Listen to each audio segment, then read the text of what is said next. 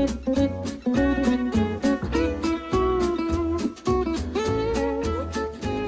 everyone, welcome to Nina Cucina. Today I am making my favorite chili recipe. It's called Chick Chili. I just love it. I wasn't even a chili fan until I put this together. It's made with chicken and chickpeas. It's low calorie, it's high in fiber, it's got great spicy, warm chili flavors. Everybody loves it. I'm going to show you what I've got going on my work surface, and then we're going to put it together. It goes lickety-split. It's very, very easy.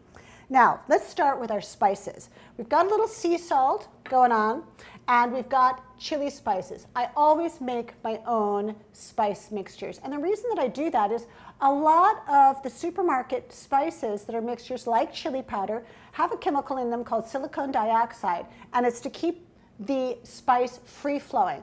I don't want any of those chemicals in my food, so I do it myself. It's very simple. We have some garlic powder, a little bit of dried oregano, some chipotle. Chipotle is a smoked jalapeno pepper.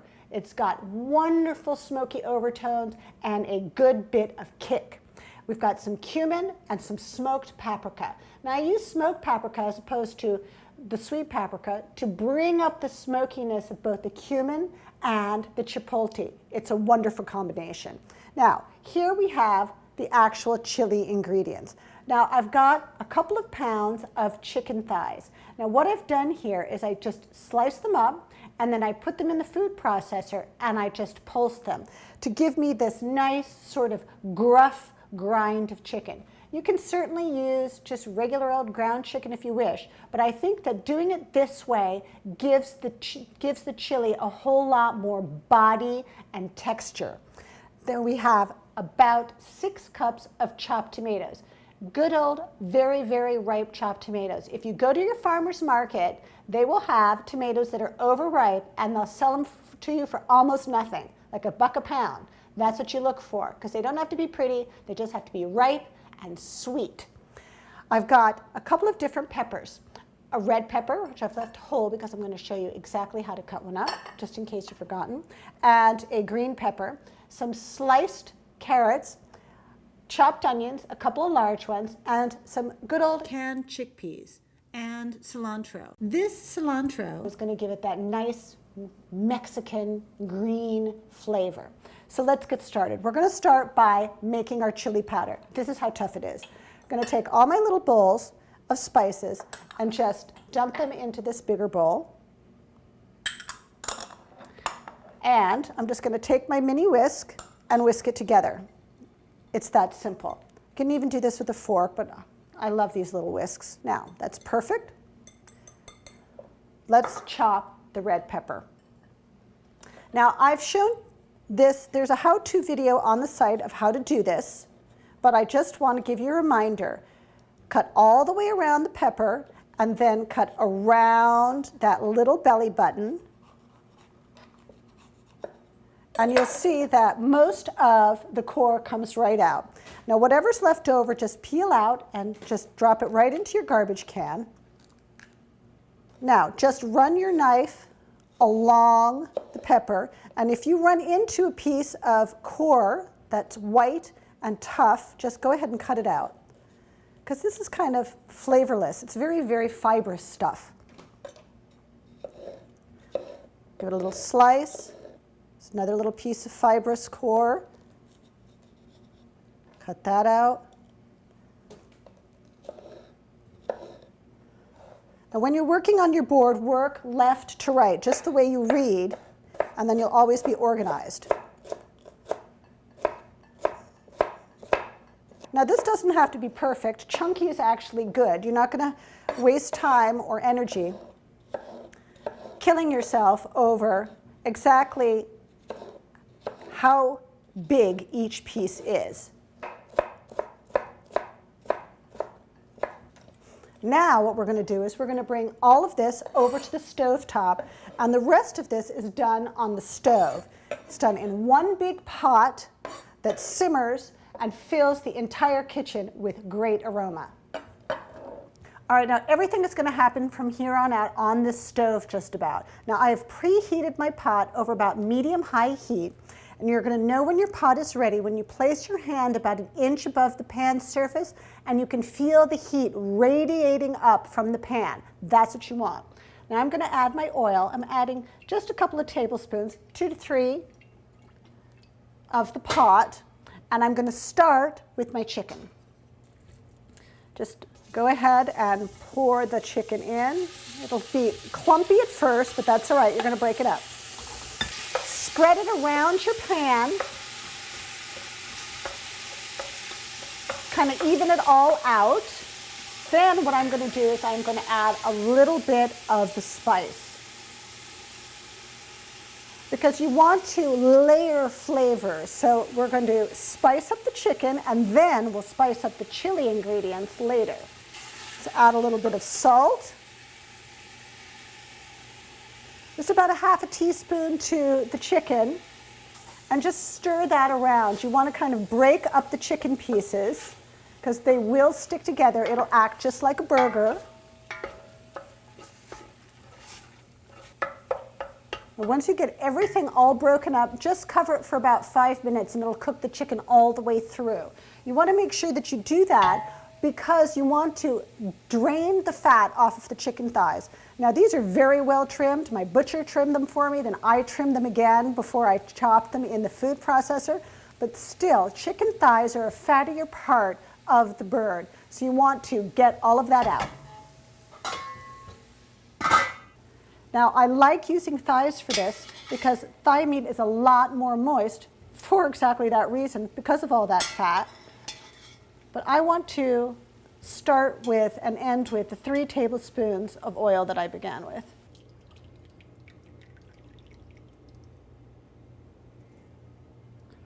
Perfect. Now there's an awful lot of fat in that pot, so you want to get rid of that. I'm going to add my last tablespoon here of grapeseed oil, and we're going to start with our veggies. Our pan is good and hot. That oil is already beginning to change viscosity. So in go the onions. I'm going to go ahead and toss my carrots in as well. You want to start with the hardest vegetables first. Always put your onions in first because they will just flavor up everything. Those carrots are bright, bright orange, just gorgeous. And now we can go ahead and toss in our peppers. Now we've got some beautiful colors. This is just a rainbow of colors. It's just got a lot of garden goodness in that pot. Saute the vegetables around. Just keep moving them around the pot. Now once you have your veggies sauteing away and your onions are completely opaque, you'll also notice that your carrots have changed color, your peppers have changed color some. You're ready to add your tomatoes. I've got about 6 cups here of chopped tomatoes. This does feed a crowd. Stir those around the pot. Now the aromas are really getting nice. You can smell all of those lovely peppers. The onion is just delicious smelling. Oh, I just love it. Now, I'm going to add the chicken back in.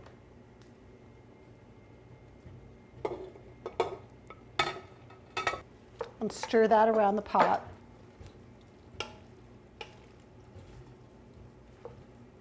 Now, in goes the rest of the spice. And give it a good stir.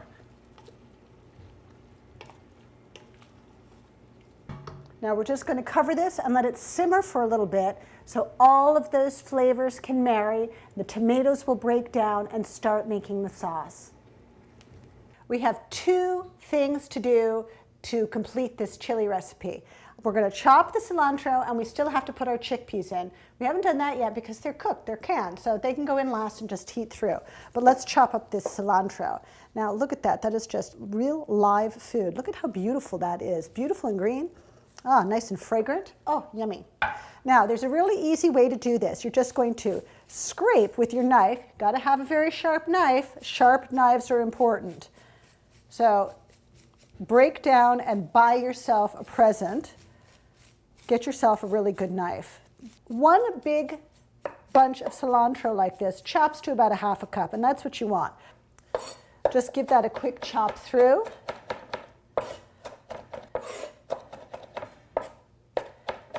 Now, let's just put it in this bowl. Get it all off my hands here. Now, our chili looks fabulous. It smells absolutely wonderful. It's filled with color and aroma. That's exactly what we want.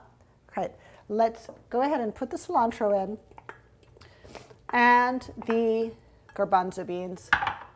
Doesn't really matter which order because they're not, neither of them are going to be in there very long. Look at those colors. Oh, give myself a chili facial here. It just smells so wonderful. I want to dive into the pot. I am going to just cover this for about 3 minutes, maybe 4. I just want to get my beans heated through, and then we're going to plate it up. Now I've just pulled this off the stove, so it's going to be steaming hot. So when you take the top off, be really, really careful. Now it just smells wonderful. I've been standing over this pot for the last 20 minutes or so, and it's made me really, really hungry. And I know my guests are just gonna love this chili. So let me show you how I plate it. Now I've put together a little stylized bowl here. I love doing this for my guests, even if it's just my husband and I do this, because your presentation just makes the food look so beautiful, and it makes your guests feel really special. I just put a little napkin on the plate with the spoon, and I just put a nice glass bowl on top. I'm using a glass bowl because I want to see all those gorgeous colors of my chili. So I'm just going to take my bowl here and place it over my pot, only because it's hot and I don't want to be spilling it everywhere. I'm just going to give this person a nice, generous portion, because if I'm hungry, I know everybody else is starving too. Just one little scoop more. There we go. Look at that. Oh, it smells so good. There you go. Right on the plate. And I'm just going to garnish it with a little fresh piece of oregano there, just to give it a little bit of color in the center. Just like that. Adorable. Look at how cute that looks. Doesn't that look just gorgeous? My guests are going to love it. I love it. Thanks for joining me today at Nina Cucina. I'll see you next time.